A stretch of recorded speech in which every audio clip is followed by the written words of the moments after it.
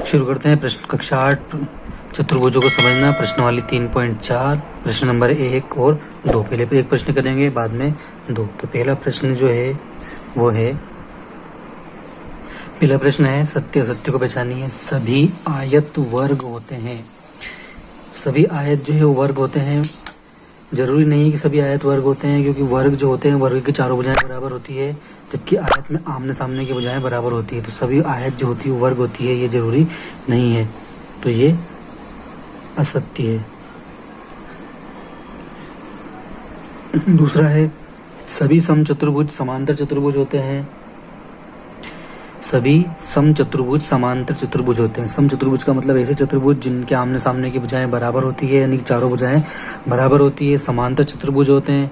समांतर चतुर्भुज की विशेषता होती है कि सम्मुख भुजाएं समांतर होती है। तो बिल्कुल समचतुर्भुज में सभी आमने सामने की भुजाएं समांतर होती है, तो ये सत्य है। अगला है, सभी वर्ग समचतुर्भुज और आयत होते हैं। सभी वर्ग जो होते हैं, वर्ग की चारों भुजाएं बराबर होती है, और वर्ग का प्रत्येक कोण 90 डिग्री का होता है। तो चारों भुजाएं बराबर है और चार भुजाएं हैं, जिसके हिसाब से वर्ग जो है चतुर्भुज है। समचतुर्भुज चारों भुजाएं बराबर है, समचतुर्भुज हुआ। और आयत भी इसको कह सकते हैं, क्योंकि चतुर्भुज आयत होने के लिए हम शर्त होती है कि उसमें जो है सम्मुख भुजाएं आमने सामने की भुजाएं बराबर होती है। वर्ग में चारों भुजाएं बराबर है, तो आमने सामने की भुजाएं भी बराबर है, तो ये भी सत्य है। अगला है, सभी वर्ग समांतर चतुर्भुज नहीं होते। सभी वर्ग समांतर चतुर्भुज नहीं होते, जबकि जो वर्ग है वो समांतर चतुर्भुज होते हैं। चाहे किसी भी वर्ग हो, बड़ी छोटी साइज का वर्ग हो, वो समांतर चतुर्भुज होते हैं, क्योंकि आमने सामने की भुजाएं इसके अंदर समान होती है।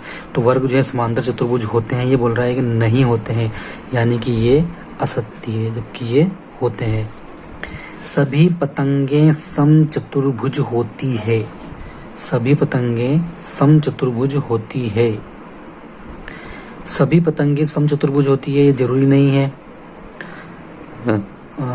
इसलिए जरूरी नहीं है कि भाई अगर जैसे उसकी आकृति अगर इस प्रकार की हो, ये दो भुजाएं हैं और अलग अलग शेप में होती है पतंगे, तो ये दो भुजाएं इस प्रकार की अगर उसकी हों, तो ये दोनों भुजाएं समान है, लेकिन ये भुजा और ये भुजा समान है, इसकी चारों भुजाएं समान नहीं है।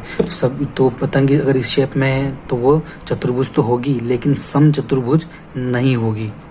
तो सभी पतंगे समचतुर्भुज होती है, ये जरूरी नहीं है, नहीं भी हो सकती है अलग अलग आकार आकृति के अनुसार। सभी समचतुर्भुज पतंग होते हैं। अब पतंग की जो विशेष प्रकार की आकृति है वो इस प्रकार की है। पतंग जो है हम वो इस प्रकार की आकृति को बोलते हैं। तो इस आकृति में अगर कोई जो पतंग बनी हुई है जिसकी चारों भुजाएं बराबर है, तो वो समचतुर्भुज होता है। तो सभी समचतुर्भुज यानी कि जिस प्रकार के चतुर्भुज हैं, तो अगर उनको पतंग शेप में है तो वो सभी समचतुर्भुज पतंग होते हैं। सभी समांतर चतुर्भुज समलंब होते हैं। सभी समांतर चतुर्भुज जिनमें दो आमने सामने ये भुजाएं जो है वो समांतर होती है। अब समलंब क्या होता है? समलंब के अंदर जो है ऐसा चतुर्भुज जिसमें एक जोड़ा कम से कम एक जोड़ा जो है भुजाओं का वो समांतर होता है। समांतर चतुर्भुज में दोनों होते हैं, यहाँ समलंब के लिए एक ही चाहिए। तो ये भी कह रहा है कि ये सत्य है। सभी वर्ग समलंब होते हैं। सभी वर्ग समलंब होते हैं। सभी वर्ग समलंब होते हैं। समलंब होने का मतलब है कि ऐसे उनमें कम से कम एक जोड़ा जो है वो समानांतर होता है। इसमें दोनों जोड़े समानांतर होते हैं, कम से कम एक जोड़ा चाहिए रेखाओं का। यहाँ पे दोनों होते हैं तो एक जोड़ा तो होता ही होता है कम से कम। तो ये सत्य है, यानी कि यहाँ पर जो तथ्यों के आधार पर हमने देखा जो सत्य है वो सत्य है, जो असत्य है उसको असत्य लिख दिया है। अगला प्रश्न है, दूसरा नंबर का प्रश्न है, उन चतुर्भुजों की पहचान कीजिए जिसमें चारों भुजाएं बराबर हो और चारों कोण समकोण हो। तो उन चतुर्भुजों की पहचान की जिसमें चारों भुजाएं बराबर हो, चारों कोण समकोण हो।